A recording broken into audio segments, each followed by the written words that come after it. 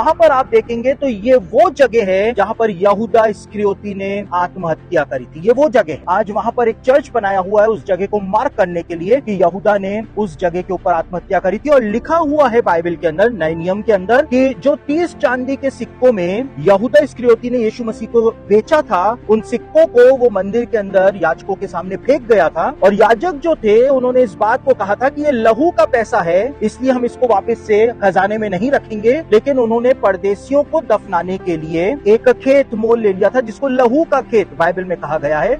और आप देख सकते हैं पीछे उसी चर्च के ऊपर का जितना भी भाग है, वहां पर आज भी एक भी घर बना हुआ आपको दिखाई नहीं देगा। और क्यों दिखाई नहीं देगा? क्योंकि यहूदियों के द्वारा माना जाता है कि वो एक श्रापित जमीन है, और इसीलिए वहां पर आज की तारीख में भी यरूशलेम के अंदर रहने के लिए जगह नहीं है, यरूशलेम में घर बनाने के लिए जमीन नहीं है। लेकिन उसके बावजूद इस जगह को खाली छोड़ा हुआ है। क्यों छोड़ा हुआ है? क्योंकि इजरायली गवर्नमेंट का नियम है कि वो जगह जो है वो श्रापित है, और इसलिए इस पूरी तराई के अंदर आपको कहीं पर भी एक भी घर, दुकान बनी हुई दिखाई नहीं देगी। यानी कि जो बात नए नियम में लिखी हुई है उसको हम यहाँ पर आकर के देख लेते हैं कि वो बात कितनी ज्यादा सच है। तो वहां पर यहूदा इस्करियोती के द्वारा आत्महत्या की गई थी। वहां पर उस जगह को मार्क करने के लिए एक चर्च बनाया हुआ है, और वो लहू का खेत जो था, वो चर्च के ऊपर का जो हिस्सा आपको दिखाई दे रहा है, वहां पर वो लहू का खेत खरीदा गया था।